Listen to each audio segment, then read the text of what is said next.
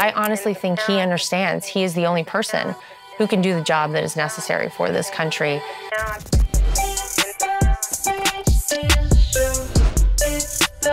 Hi, this is a perfect way to begin with Lara Trump here at Trump Tower and the cop cars going. Police. I mean, I am in New York City. Am I not? We're here. Hey, is this your daily view when you're here? Well, when I'm here, goodness. I try to be not in New York City as often as humanly possible. But yeah, when I'm here, this is not a bad gig. It's insane, which I expected, but then you're like, okay, I get it. Okay, we have a lot to get to and not much time. Day in the life of Lara Trump right now. Oh my God. Is what? Oof. Often it changes. I mean, that's the thing. But if an average day, I try to get up as early as I can and get a workout in. Honestly, sometimes it's in the 3 o'clock hour I wake up. It depends on the day. 3 a.m.? No, 3:45 I've been known to do if I need to. I don't want to, but if I need to, I get a workout in. I got to get a sweat going. And then, you know, I deal with my children. Sometimes I do an interview before they even wake up. Then I get my kids up, I get them ready. We go to school or camp, depending on, you know, the season right now. And then I'm either traveling somewhere for the RNC and, you know, out on the campaign trail right now. In between, trying to fit in many things that I'm personally doing, like a podcast that I have or, you know, interviews for the RNC and campaign. And I try to make a trip a day trip if I can. And so sometimes it means that I am the first one up and out of my house in the morning and the last one back and in bed at night. And as many moms know, I am also, if I come home at midnight and there's stuff that's not in the right spot, I'm putting it away. Absolutely. You can't wake up to mess, to crap. No, I can't do it. I can't function. But, you know, it changes every day. But it's a lot of travel. It's a lot of hustle. But honestly, it's the thing that I feel most inspired to do right now and I think is most important to do. And I know that I can do it because it's not forever. There's a finite amount of time attached to how crazy things are right now. But no 2 days are alike, but it's always a hustle. The finite time period, you're talking specifically about like the job stuff? Because the home stuff is the exact same thing. Oh, the home finite, stuff is right. I mean, and then it flies by. And we were just talking. Your kids are babies, 6 and 4. Yep. Mine are 22, 20, 18. And I'm so sad. Like I'm excited for this new chapter, but I'm sad because they're not 6 and 4, right? Yeah. And so that's the hard part is trying to balance all of the work stuff. And it's more than work. It's a passion. It's a career with the fact that your babies are not going to be babies for long. Yeah. Like you have to be present. So how? It's not a lot of sleep. I think that's generally how I operate now. And you're right. I'm so acutely aware because so many people have told me, enjoy this time, really take it in. And look, you only get a certain amount of time to really impact the lives of your kids, to impact the lives of another human being. And I don't want somebody else to do that job. So, I mean, the mom guilt is real sometimes. My kids don't like when I leave. I don't like when I leave, but I have to do it a lot. In the times I'm away, I try to make sure that they're very busy doing things. You know, obviously when they're in school, that's one thing, but camp, sports, activities, things to keep them busy. But I don't know. I don't know that anybody has it fully balanced. I feel like I always have loose ends everywhere and I'm always kind of crazy. And at night, when I'm trying to go to sleep, I like wake myself up like, oh, I forgot to do this. I get up out of bed, I go do it. But I think a lot of, especially moms, feel probably the same way. I actually have tried to not use the word balance as much because that makes it sound like it's equal. That's true. And there's no such thing. Yeah. Like never. Even before you had kids. And then you have kids and you're like, wow, I was a slacker. I thought I was busy. What was I doing? What was I doing with my time? Yeah. Exactly. What are the conversations like with your kids? And again, they're young. But when you're like, I promise I'll be back later tonight or tomorrow or, you know, because they're old enough to understand. Yeah. But what are those conversations like? Well, you know, I think nobody's better than mom and dad, right, in a kid's life. And I always try to let them know that I will always come back. Mom always comes back. But, you know, they understand, I think, they're starting to understand why I'm traveling like I am right now. And it's for grandpa. And whenever we talk specifically about that and about the fact that right after Halloween, mom won't have to travel as much because all of this will be over, I think it's kind of a bit of comfort to them, but they always want to know exactly when I'm coming back. When exactly will you be back? Will it be tonight? Will it be tomorrow? If you're coming back tonight, will you come in and see me before you go to bed? Of course, I always do. But I think it's, you know, I don't know that it's much different than any other parent. You know, it's no matter if you're going for 2 hours away from your kids or 2 weeks away from your kids, it's always hard to leave. And I do everything I can to make sure that I'm able to get back as quickly as I possibly can. What about you? What about you time? Do you know what I'm saying? I know. I know. Here's the thing, because I'm older than you and I ignored that. And it takes a freaking toll. I'm sure. Physically, mentally, spiritually, like all of it. Yeah. So, okay, the 3:45 workout, which is insane and quite obvious. Well, but it's not always 3:45. That's only if it has to be. I'm like, today it was not. Just to be fair, it was like 6:30. Good, because that's reasonable. Annoying if you're doing 3:45 or 6:30 makes me feel guilty. You're gonna inspire me. But anyway, point being, like that actually is, and I don't think everybody understands that workout and getting that sweat on. It is for you. It's part of it. It isn't just, okay, trying to look a certain way. It's mental. It is so mental. It is. I mean, a lot of times that's honestly, the only time I'm alone in a whole 24-hour period. Like that's it. That's what I get. And I force that into my schedule in a lot of ways because I think it is so important and it balances me. You talk about a balance, but it really does. It settles me. And if I don't have that, if I don't get that little bit of time to just break a sweat and feel like I did something for me and just set my mind in a good spot, then I feel kind of off the rest of the day, to be honest. So that is my me time right now. And it's not as much as I want it to be. But again, I know that it won't be forever. It's, you know. Push through it. Yeah.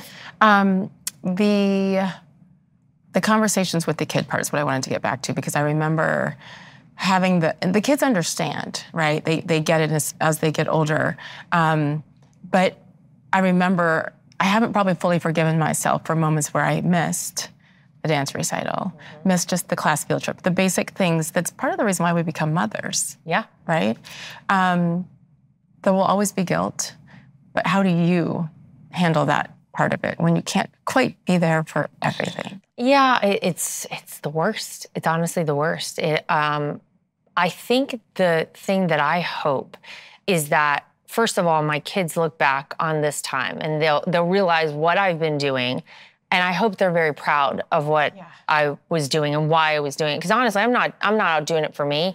I'm doing it for them. I'm doing it because I hope that the result is that they have a great life on the other end, and all kids in this country have a great life on the other side of November 5th. But I also hope that I am an example for them, you know, and I think that's really important because I think as easy as it would be to just say, you know what, I'm only going to focus on my kids, I also don't know that that is the best model for them. And not that anybody's perfect, anybody's got it all figured out, but I think the fact that they see that I'm out doing something that doesn't involve them and they're okay. There's somebody's taking care of them. My mom comes a lot. God bless moms out there, and they call her Mimi.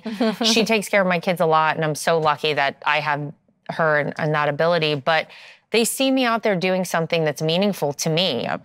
And I think that's really powerful, and I think that's really important for both my daughter and my son. You know, I hope one day that my son meets some tough chick out there who he's like, wow, she and my mom could get down because like she goes hard and my mom went hard. And I hope that that is of value to him one day whenever he's, you know, seeking a wife down the road. And for my daughter, I mean, what a better example for a girl than having a mom who's out there hustling. And I hope she takes that away. I'm so glad you said that, because it took me way too long to realize that, you know? Well, that's good. Yeah. I'm ahead of things. And you are. No, you seriously are, because again, the balance thing, whatever. But when they see you help out there, like you said, all kids, helping others, helping this country, literally and figuratively helping the country, but also doing it because you get a lot out of it. Like, isn't that the kind of career we want our daughters and sons to choose? Yes. Is to not just do it because of a paycheck. Like, it has to mean something. So that's beautiful that they are able to see that. And I hope they do. Well, eventually. But oh, by the way, documenting. Social media, we hate it, right? It's evil. And at the same time, with all this technology, they're going to be able to look back on all of this Yeah. and hear these crazy interviews that you're doing with all kinds of random people. Yeah. Because it's going to exist and they will see and fully comprehend more, right? I hope so. That's the plan, at least. I'll give me 15 years, I'll report back. Okay, I will. What is today? Yeah. June 2024. I'm putting it in the calendar. Yeah, put it down. Couple time. Happy time. Yeah. We don't get enough. We actually, it's so funny. My husband and I were talking about this Sunday afternoon, and we try to make a date and stick to it. Like if it's right now, it's probably like once every 2 weeks, but we have that time. That's pretty good. Well, and no matter, I agree. No matter what else is going on, we had one night, I think like a week ago, that we had planned, and it was going to be just the two of us. And we had some friends who we haven't seen in a long time who happened to be in town, and they said, "Oh, are you guys available for dinner? We haven't seen you in so long." And I told him, I was like, "We're not doing that." Really? Because you got to stick to it, honestly, because there are always going to be people. There's always stuff. There's always things coming into your life, as far as I'm concerned. And I think it's so important that we have that time together, because both of our lives are crazy. And it's very easy, I think, as a couple, when I'm over here going in this direction and he's going in this direction, and, you know, we're both very focused on the things that we're doing, to not be a cohesive team anymore, to really live your separate lives. And you sleep in the same bed at night, but not to really connect in any way. And so I think it's so important. I think it's vital, honestly, to a relationship. But our 10-year wedding anniversary is November 8th of this year, which is 3 days after Election Day. Yeah. Our wedding anniversary was on the 2-year wedding anniversary was Election Day 2016. Oh my gosh. Yeah. So what I said to him, I said, we have to plan something for, I don't know when it's going to be, end of November, December or something. But how will there ever be a good time based on November 5th going the way that it needs to go for your family, right? Like, when will we ever actually be able to do it? To take some romantic trip. It's 10 years. Yeah. And another 10 years. You'll have to wait till 20. We'll figure it out. I don't know. But we never went on our original honeymoon because you and I were talking about riding horses. I broke both of my wrists 3 weeks before my wedding, jumping a horse, Because we're crazy. No surprise to anybody who does that sort of thing, because we're just full crazy. You can't get it out of your blood. Like, you really can't. Once it's in, you're done. No, that's it. It's over. And so we didn't go on our original honeymoon, which was supposed to be a horseback safari in Africa, like to ride with the Great Migration. I can't think of anything cooler, by the way, than like riding alongside just a herd of zebra, whatever. Amazing. And so I always say to him, I'm like, maybe for years we've set our 10-year wedding anniversary, although coming up kind of soon. I hope you got it together, babe. I doubt he does. That's okay. That's right. I had read that about the wedding. And tell me about your wedding dress and how you designed it to like incorporate the cast. Yeah, I mean, first of all, the least perfect situation is like, oh, by the way, you broke both your wrists. You have to have surgery on one of them. You can still see my scar there. Yeah, that's legit. And you're gonna have to wear casts on your wedding day. So just get used to that. And by the way, for somebody who likes to work out and all those things, after you have a surgery, you can't work out. No. My doctor was like, yeah, nothing. So leading up to my wedding, I'm like, your most vulnerable time physically, and then you can't work out. So all that said, I was like, what am I gonna do with this? And so I honestly found these very cheap, fingerless satin, I don't even know if they're real satin, whatever they were, gloves like that went up the halfway up my arm, and I put those on over my casts. And I was like, you know what? I gave myself a pity party of like 12 hours and was just devastated. And then I was like, I still get to marry the love of my life, my best friend. I still get to be amongst people who love me and a group of people who I probably will never be around altogether again. You're right. And it's going to be a great time. And literally no one who's known me my whole life is surprised I have 2 broken wrists on my wedding day. Like, why not? Whatever. So it was like, where was the cast? Like, so it just kind of wrapped the thumb here. And then good. On both sides. What did your mom say? God, she probably has just been waiting for this to happen my whole life. Because I do crazy stuff, and now my daughter does crazy stuff too. And I'm like, oh my God, why did I do this to myself? It's payback for probably what I put my mom through. 100%. Yes. I mean, you can probably attest to that. Oh, no, I was perfect. I was a perfect child-ish. I was actually lame and a nerd and a pleaser and was afraid to upset and rock the boat. So I was a little bit like of a pleaser too. It's the worst possible disease besides real diseases. That's the worst disease that you could have. I think you're right. Please. I wonder why we were like that. Birth order? Are you first? I'm first. Oh, same. Yeah, same. There you go. Brothers? We solved a lot of things here. I'm the only girl. I'm the only girl. One brother younger than I am. I have obviously. 2 brothers. Yep. Yep. Interesting. Same thing. And they're psychos and evil, and I'm the best. It's quite simple. Ask anybody. My brother was, my parents always know, I call him the golden child. Oh, yeah. Yeah, no. But especially with mom, though, right? The mama's boy thing. Yeah. Like, are you like that with your son? I'm trying not to be, but I think it's very hard. My son's 20, and he's in the middle of my 2, crazy girls. And sometimes I just look at him. Sometimes I've thanked him. I'm like, thank you, Nicholas, for just being you. And I'm going to stop talking at that moment because he's like, are you okay? I'm like, yeah, just thank you. That's all. I'm just because looking at you. Because these 2, choke them out. But it is what about with your dad? Like your relationship with dad versus, mom, which again, probably similar with the friendships, your best friends now. Yeah. But that father-daughter is so special. It was such a huge part of making me who I am, honestly. My dad, this is so funny. My dad was a football player. He played for Purdue. And I went to Indiana, so I'm not allowed to say the Purdue word. Well, but actually, your football has always been 1,000 times better than ours. So, basketball. Although this year Purdue. No, Matt Painter's obviously amazing. Yeah, like what he's done for Purdue. Yeah. So all my Hoosier fans, sorry, win. Anyway, go ahead. So in my mind, growing up, I really idolized my dad in so many ways, and one of the things that we bonded on was watching college football.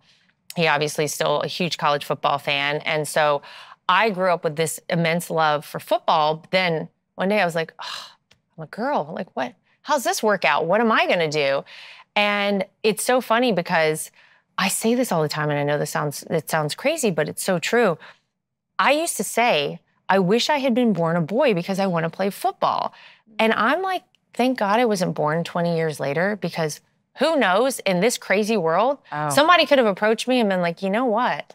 If you feel that way, it would be very easy to just go ahead and change your gender. Yeah, Here's some hormone blockers. Can you imagine? And it is horrifying because then I look at my 2 kids and I'm like, oh my God, they may never have I would have never had these kids, likely. You never know what all those things cause. But because my dad and I feel like bonded so much, and I really did idolize him in so many ways, he made me so much of who I am and gave me such a good work ethic and grit and determination. And quite frankly, I could not have gotten through so many of the things that I feel like I have gotten through personally, professionally, on a bigger stage than I ever in my wildest dreams imagined, without the foundation that I feel like I got from my dad, from both my parents. But my mom is the nicest human being ever born. And I always say if I can be like a third as nice as my mom, then I'm like the greatest ever.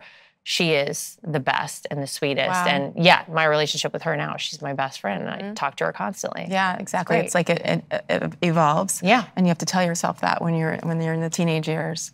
And you're like, okay, I love you, but I do not like you. Right now, there's a huge difference. I think of that. Oh, I know it's coming. And I'm like, God, because now all my kids want to do is be with me. Which is Mom, why. Can I come with you? And I'm like, one day you're going to be like, oh. Yeah, and then you're going to be like, oh no, you're going to hold my hand in public. And you're going to kiss me on the cheek when you get out of the car to go to school. You're going to do this or you will, be homeless. Good luck. Hey everybody, now it's time to talk meat. Yeah, meat. This summer, break away from the meat aisle. Prices are up, as you know, quality is down in the store, and there are more imports than ever. So that means it's time to revolt. Don't buy your meat from China, people, please. GoodRanchers.com is the #1 place to get 100% American meat this summer.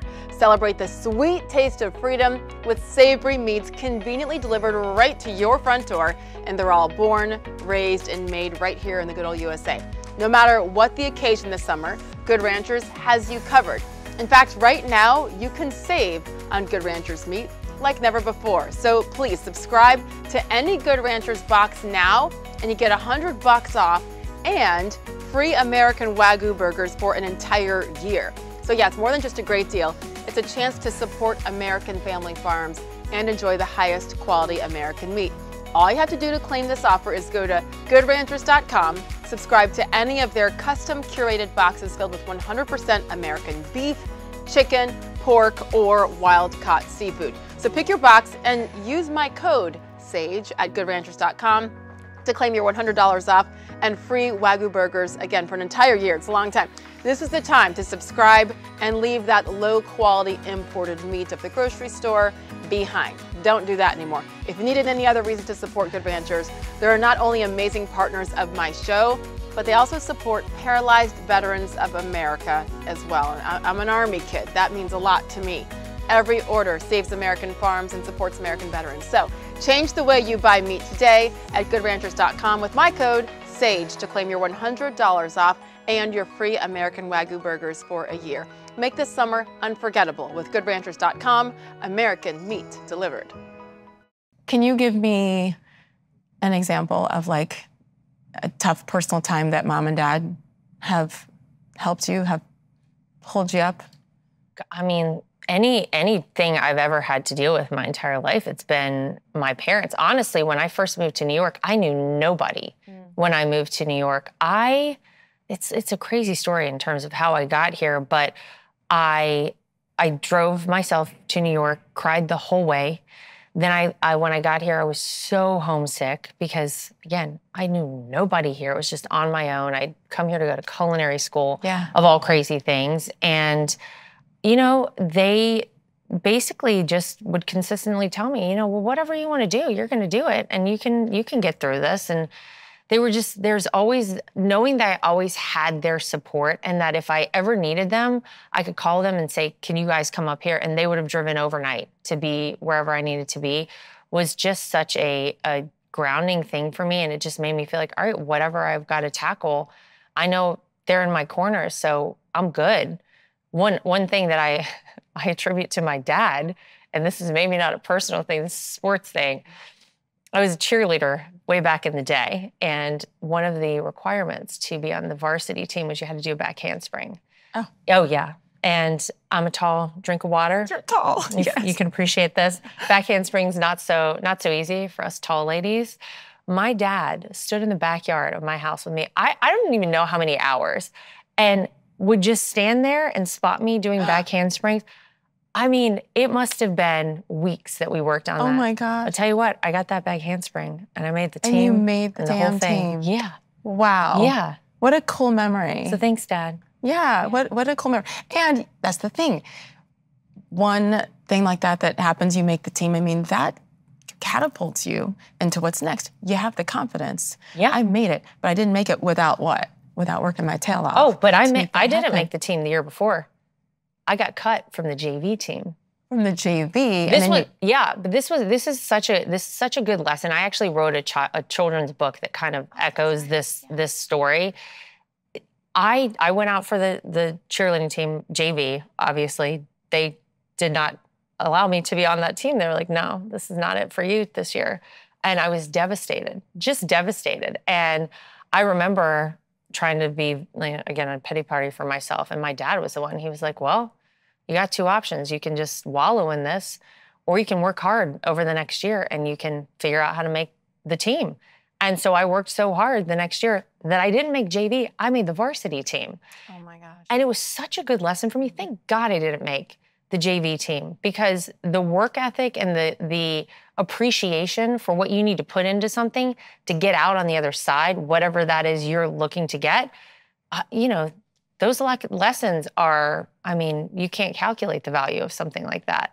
And I feel like there's so many kids these days who don't ever get those lessons because we're lowering standards and everything is made so easy for kids. And if you feel upset by this, here's a safe space and a puppy and a corner you can be in. And no, you need to fail in order to learn how to succeed. And for me, that's one of those lessons. So I'm grateful for the failure that I had because it taught me so much. I'm grateful for my dad for being like, stop feeling sorry for yourself. get up and do something about it. And then I'm also grateful he helped me along the way and made the team. Is there video of him helping you? Oh God, I hope not. I doubt it, because this was 150 years ago. That would be amazing. And you trying to pull those long legs over your head. Oh my God, I fell on my face so many times. I was so mad at him, and I was like, I want to go inside, and he was like, not till you do 10 more. Wow. Yeah. How cool. Yeah. No, you're right. It's just, I say it all the time. And again, I have a military father. My father was, Army and tough. Yeah. We had room inspections every Saturday morning. Love like when he was at West Point, and he'd knock on the door twice and we'd salute.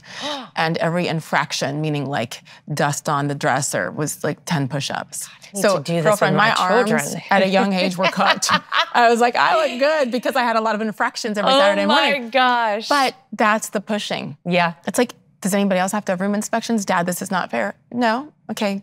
Get over it and clean your room. Like, you're fortunate to have a bedroom. Totally. I think that failure word is what everybody's afraid of. Not everybody. A lot of people, especially with your kids. And I've seen it with mine older, with those kind of examples. And then there are times when I want to hug them and be like, no, it's okay, I got you, don't worry. But we can't coddle them. No. Like, we can't. You have to do it. I feel like you have to find the right times to do that. And obviously mine are very young, but I'm already very cognizant of that. I want to be there so they know when they move to a big city by themselves one day, mom and dad always have my back. I never want them to feel any other way, but I also want them to know that they're the ones who are going to have to do the work. They're the ones who are going to have to figure it out. And I'm not always going to be there to pick you up. You're going to have to pick yourself up. And I think the best thing that a parent can do is to teach your kid how to self-soothe whenever they're young, whenever they're babies. You don't want to I'm the only one who can help you, because what if you're not there and they need something? Exactly. And then go after whatever it is themselves, because you can't do it all for them. And I think oftentimes it's so easy to fall in the trap of, I'm going to help them with everything because I want to make it easy for them and I want them to be successful. Sometimes they have to fail. And I think it's a hard thing to watch your kids do. And again, mine are very young, so the failures have been very minimal. Right. But I always think of that. And I'm like, all right, I know I can't get too involved with everything, because I want them to do it on their own too. I've also seen it with friendships with the kids, in particular the girls. And then they get their feelings hurt, and there are mean girls. And it's like, okay, yes, and that is hurtful, and I understand that. And when you're in the position next time, how do you treat that person? Right. Do you want to send that nasty text? Or maybe you pick up the phone and like, there's so many beautiful things that can come from them being hurt, frankly. Absolutely. And that's how life is in general.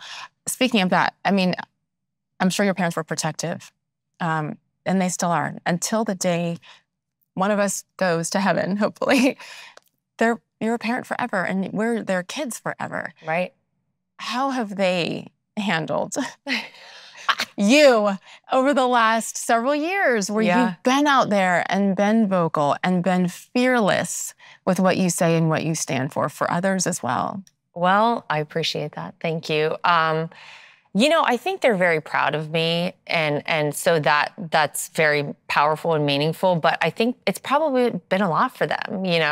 My mom will go to, she'll literally go to the grocery store and she'll call me and she'll be like, well, such and such stopped me in the pasta aisle, and they knew who I was, and they knew that you were my daughter, and they wanted me to pass this message to you. I'm like, God, that's a lot for my mom. They get kind of crazy calls sometimes at their house and things like that. But overall, I think they just take it with stride, and I hope that the most overwhelming feeling they have is that they're proud of me, and not that they're upset by some of the crazy stuff they see written or talked about as it relates to me out there.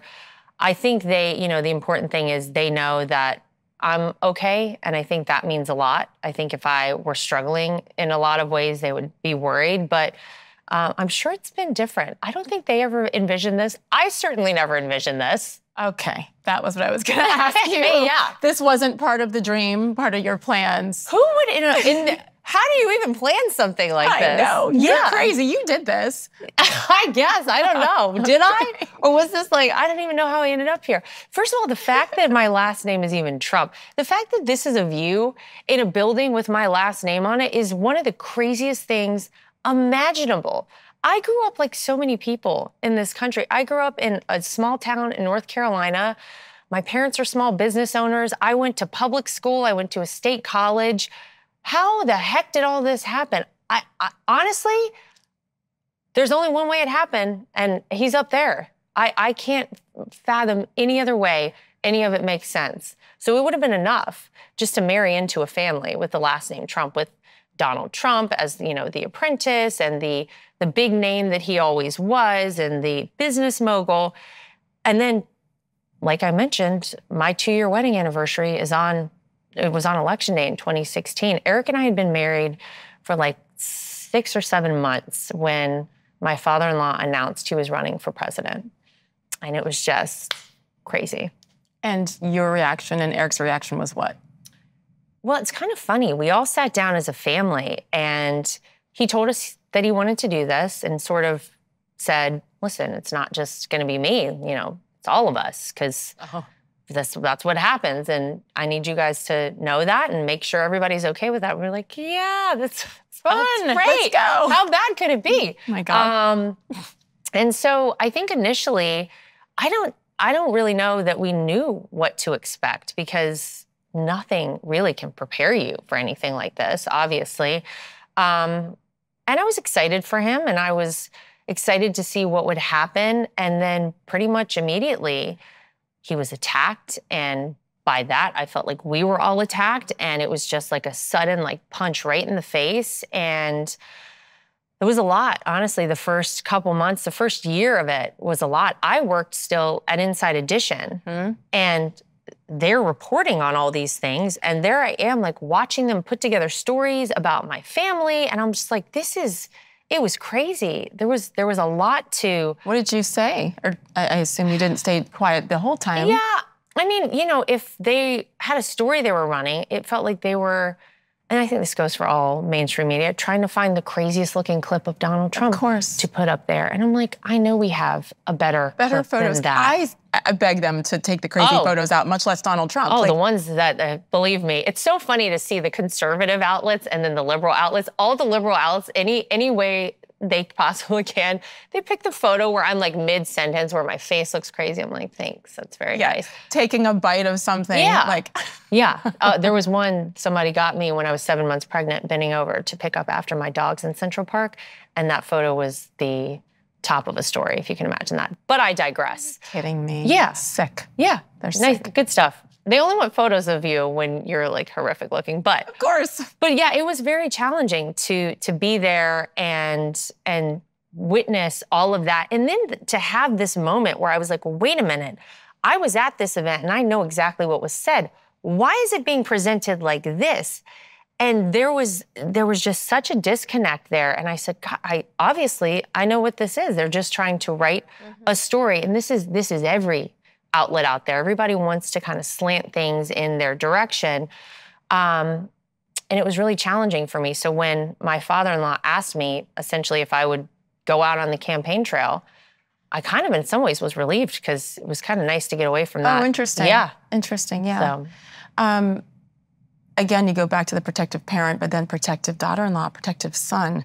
And when you see, it's one thing to crush somebody for their policies, their decision-making in office, or something, okay, maybe it was misspeaking during a debate or something, but it's another thing to go so personal. How do you guys handle the personal attacks on your entire family?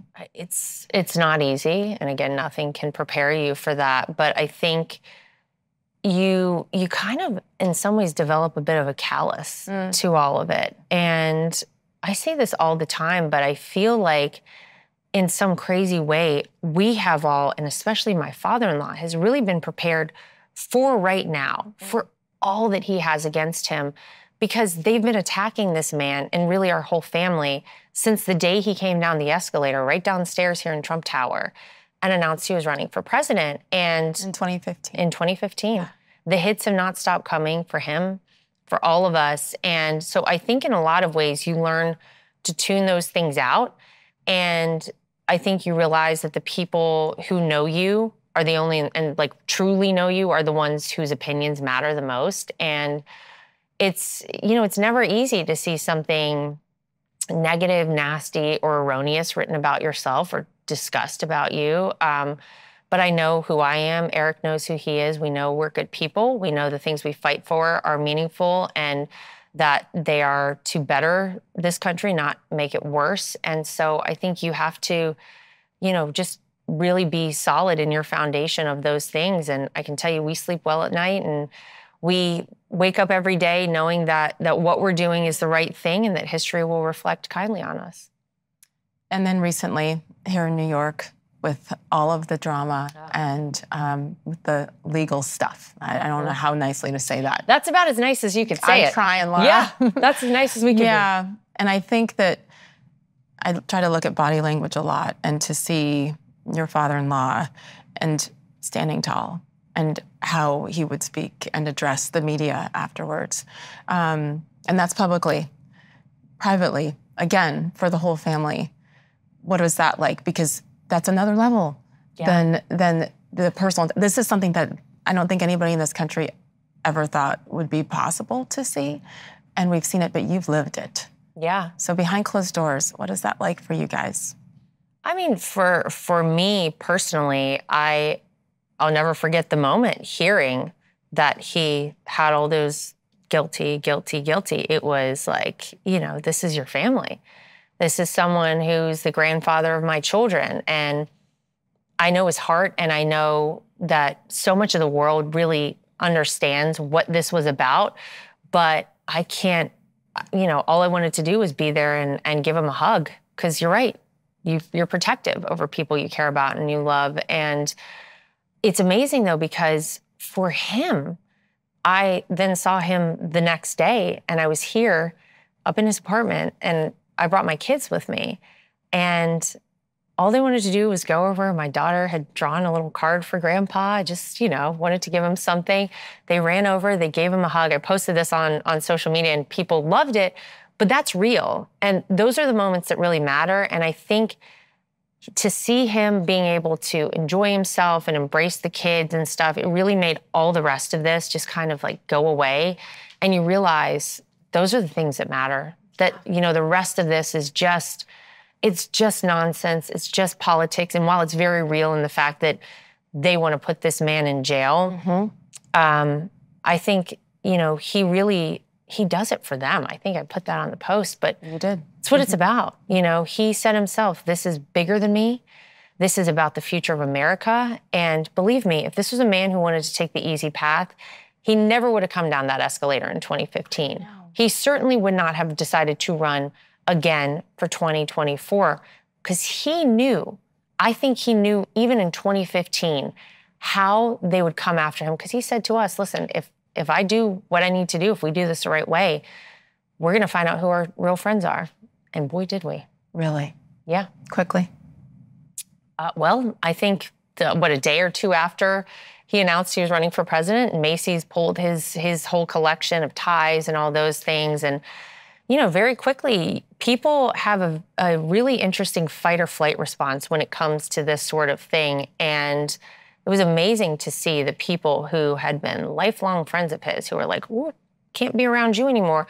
The funny thing is, then they try to come back around and you're like, oh. I was going to say, did they come back? Some of them did. Him, what about, and for you and Eric? Yeah, I think it's been interesting for me because I still have a couple friends who I don't know whether or not they voted for my father-in-law. I think we probably have different political views.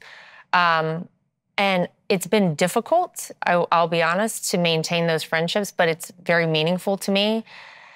And I appreciate that there will be a life after politics, and I want to maintain those friendships. But I think that, you know, for all of us, we have seen friends who we thought would be friends for life leave and never really, I mean, you know, we hear from them time to time, but they're not around like they used to be. And that's okay.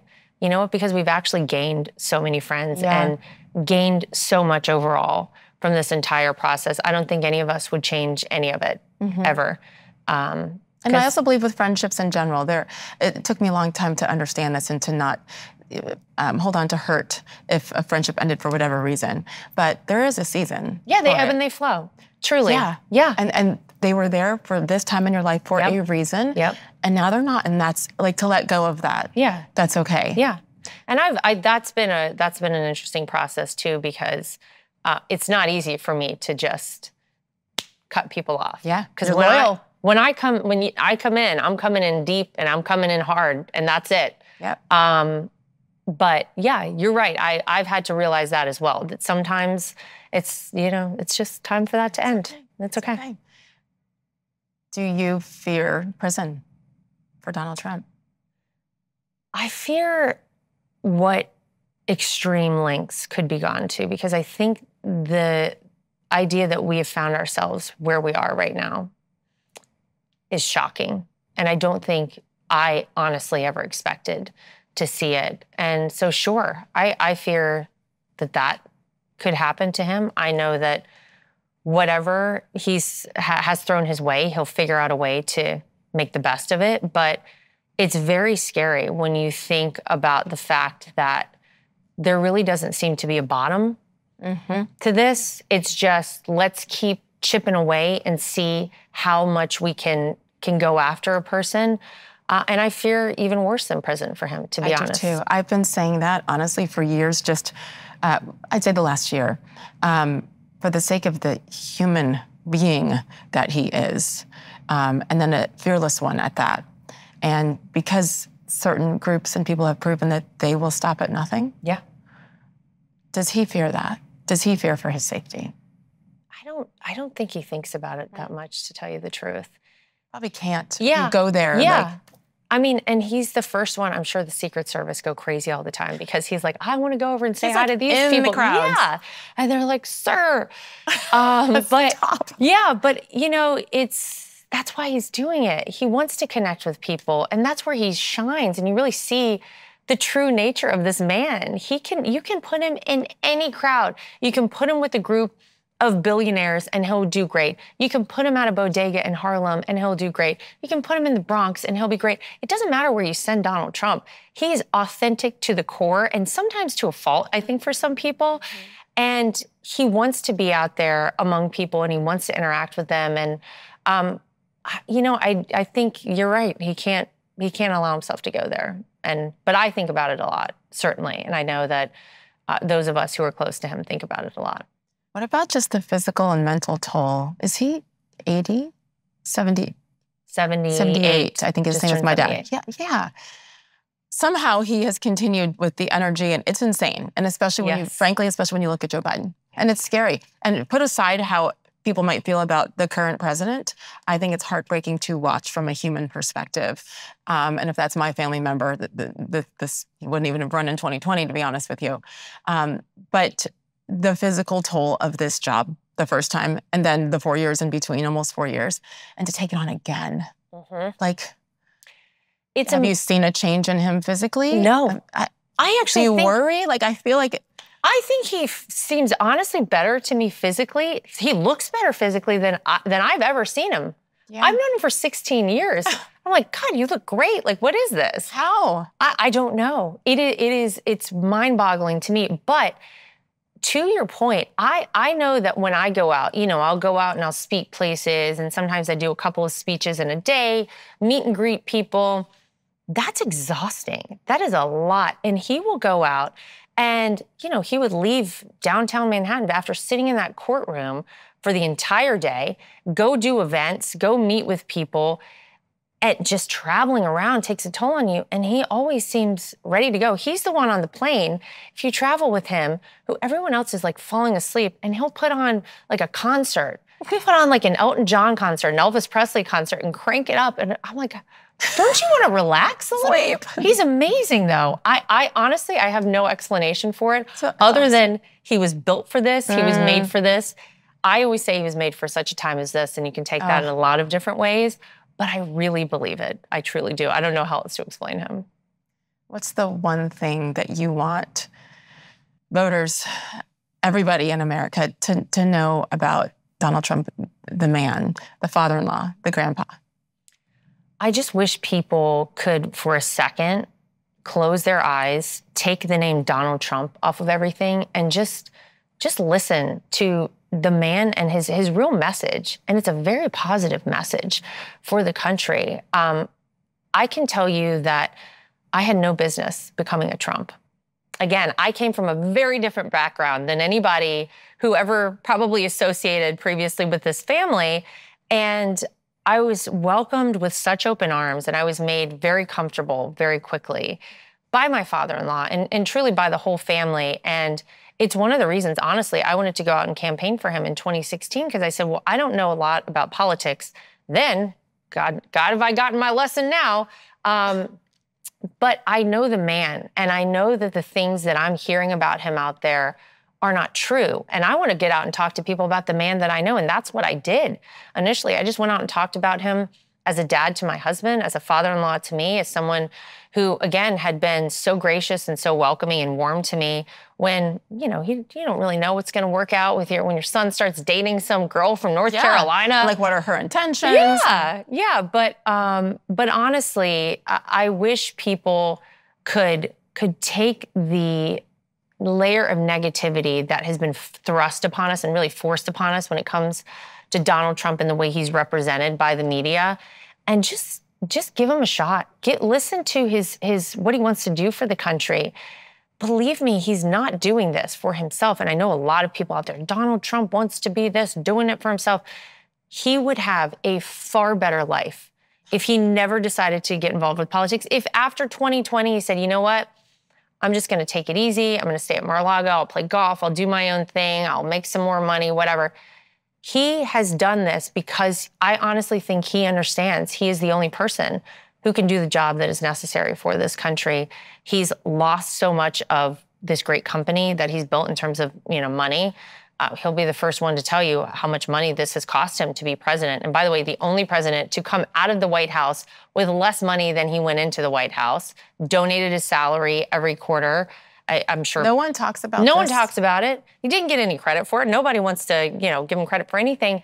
But, he understood what he was going to have to give up, and he was okay with that. And I think that's admirable.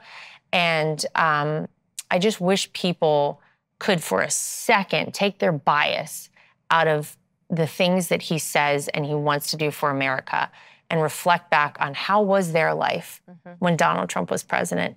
You pretend it's somebody else in there. Pretend it's Joe Biden if you want. I don't care.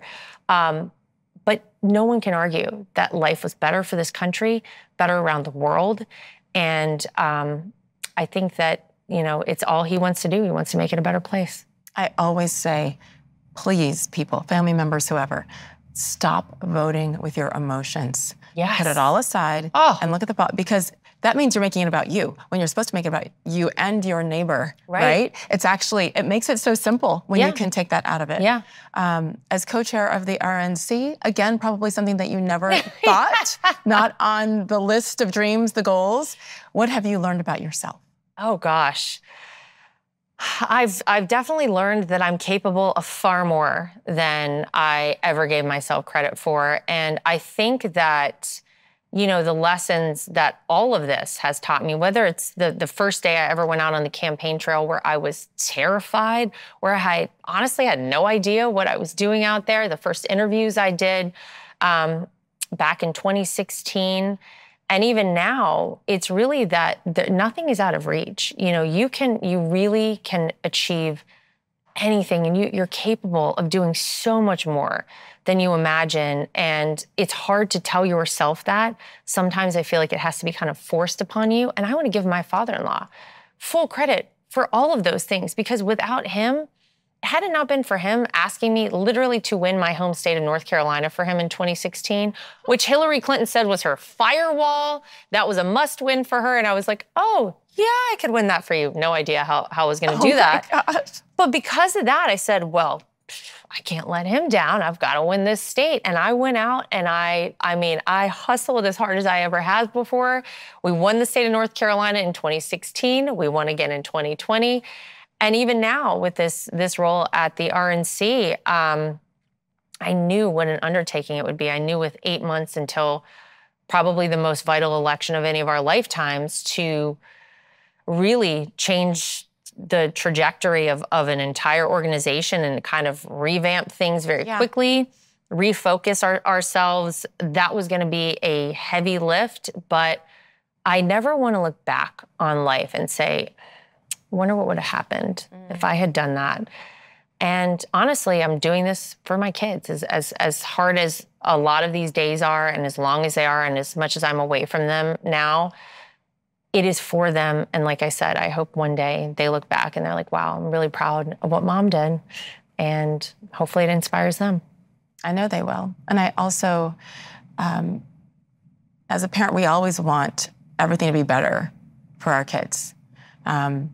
And I hear a lot of parents talk about that now, how they're afraid, like, oh my gosh, I don't know what we're leaving our kids. Right. You know, from a financial perspective because of the economy, because of the losses, and maybe more importantly from a social perspective and just where we are as human beings in America, which in my 50 plus years, this is the lowest it's been as far as division. Yeah. So it is, I love that you can come back to that at the end of the day, as far as your why. It is for my babies. Yeah. Yes, my overall family, for my babies, because if America's better, then my kids are going to be okay. Right. Like it's simple. Yes. But it's not, but it is, right? Yeah. If that's your goal. Yeah, that's it. What would you tell, okay, let me go back and do the math from when you're doing cartwheels in your yard. Back handsprings. Excuse me, back handsprings. It's a lot harder than a cartwheel. It's a little Let me get that right. I'll do a cartwheel right now. I will not. These jeans will split and that will be bad. What would you tell that teenage girl, you know? Because my goodness, the life you've lived, and to NC State and then culinary school, again, so random. Do you cook for the kids daily? I cook whenever I can. Whenever you can. I mean, I'll make a mean grilled cheese sandwich now. Are you hireable? Because I'm not a great cook. You're a little busy. Maybe Don't ask my husband how much I'm cooking for him, because I'll be like, she never cooks anything. Yeah, I married her because I know, right? I'm like, oh. And now look, but I just am envisioning you and in tears with your dad, helping you get that back handspring down, and to today, where you're literally out there fighting for this country and your family. What would you tell that little girl? Oh my gosh.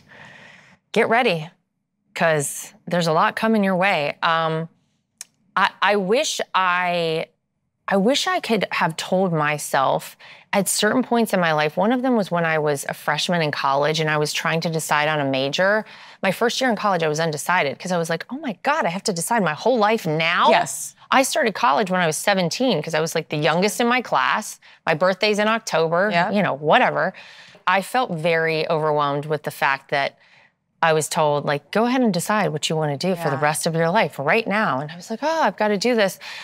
There are so many different paths to success and achieving things that you want to achieve, and maybe even things you haven't dreamed yet of achieving.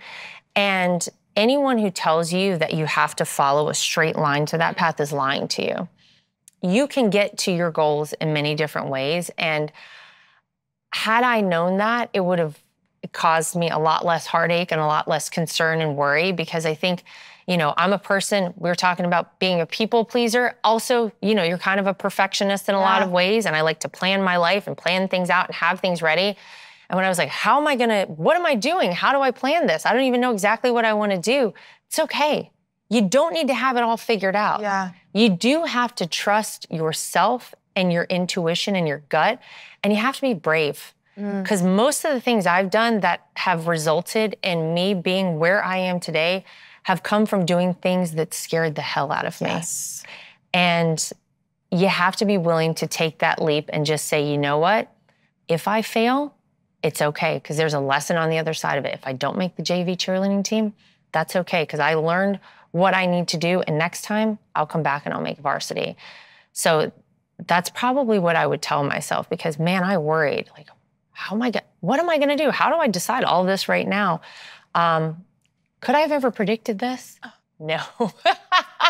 And now I don't even know, like, what happens after this? I don't know, and that's okay. You're okay with that? I'm okay. But don't you think that's a faith thing as well? Yes. Like, it's bigger than us, and there's a plan. I mean, there's a plan.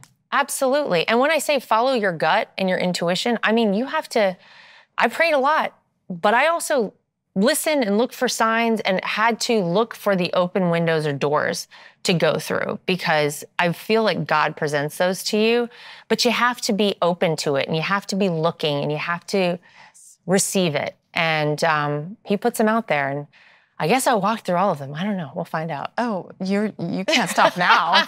No, we need you to keep going. Honestly, thank you for that courage and for pushing through even when it's really uncomfortable and when it's hurtful. I hope people continue to, that's what we need no matter what happens in November, like to lead with that kindness and remember that every person, we're human. Yeah. You may have a title or a job, or like what's here first. And then we have hope. Yes. You know? Those babies are lucky to have you. Oh, thank you. Absolutely. God bless. Thank you. Well, can we meet at a barn in Florida somewhere and not break our wrists? On November 6th, I'll be there. Yeah, I'll see you there. I will be there. Yeah. Thank you, Laura. Thank you. Thank you.